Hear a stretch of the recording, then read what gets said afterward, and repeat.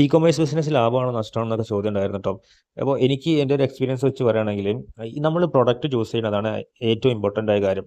ഇപ്പം ഭയങ്കര കോമ്പറ്റീഷനുള്ള പ്രൊഡക്റ്റൊക്കെ ആണെങ്കിൽ നമുക്ക് അധികമായിട്ട് പ്രോഫിറ്റ് ഒന്നും എടുക്കാൻ കഴിയില്ല. അപ്പോൾ പ്രൊഡക്റ്റ് നല്ല രീതിയിൽ ചൂസ് ചെയ്ത് എന്ത് സാധനമാണ് വിൽക്കുക അതൊക്കെ നല്ല രീതിയിൽ നോക്കിയിട്ട് നല്ല രീതിയിൽ അതിനെ പറ്റിയിട്ട് പഠിച്ചിട്ടൊക്കെ നമ്മൾ ഒരു പ്രൊഡക്റ്റ് ചൂസ് ചെയ്യാം. പിന്നെ നമ്മളിപ്പോൾ ഒരു പ്രൊഡക്റ്റ് ചൂസ് ചെയ്ത് കഴിഞ്ഞാൽ അതിൽ തന്നെ പല വെറൈറ്റീസ് ഓഫ് സാധനങ്ങളുണ്ടാവും.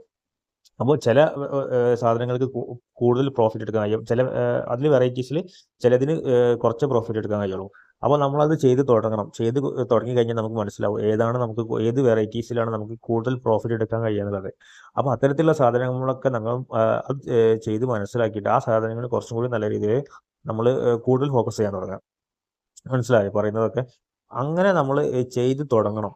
അങ്ങനെ ചെയ്ത് നമുക്ക് മനസ്സിലാവും ഈ ഒരു സംഭവത്തിൽ ഇങ്ങനെയൊക്കെ ഇപ്പൊ നമുക്ക് പ്രോഫിറ്റ് ഒക്കെ നോക്കാമെന്നൊക്കെ. പിന്നെ നമ്മൾ പ്രൈസ് ഇടുമ്പോൾ നല്ല രീതിയിൽ ശ്രദ്ധിക്കണം. കാരണം നമുക്ക് എന്തൊക്കെ എക്സ്പെൻസ് വരുന്നുണ്ട് അതൊക്കെ നമ്മൾ നല്ല രീതിയിൽ മനസ്സിലാക്കിയിട്ട് വേണം നമ്മൾ ഇതിന് പ്രൈസ് ഇടാൻ വേണ്ടിയിട്ടുള്ളത്. അതുപോലെ നമ്മൾ ഈ പ്രൈസ് ഇടുമ്പോൾ ഇതുപോലത്തുള്ള പ്രൊഡക്റ്റിനൊക്കെ ബാക്കി എത്ര രൂപക്കാണ് സെയിൽ ചെയ്യുന്നതും കൂടി നമ്മൾ ശ്രദ്ധിക്കണം.